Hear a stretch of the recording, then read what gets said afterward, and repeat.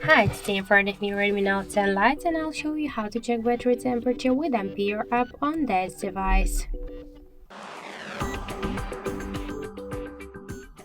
So first let's open the Play Store application, and now in the search bar we should enter Ampere.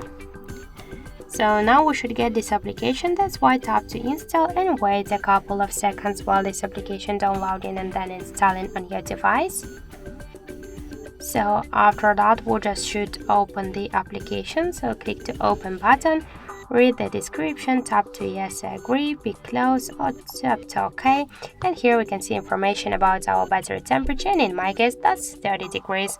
Sure, you can find here more information like the battery health, capacity, voltage, just model of our device and more other info. So that's it, thank you for watching, and if you find this video helpful, don't forget to leave a like, comment and to subscribe our channel.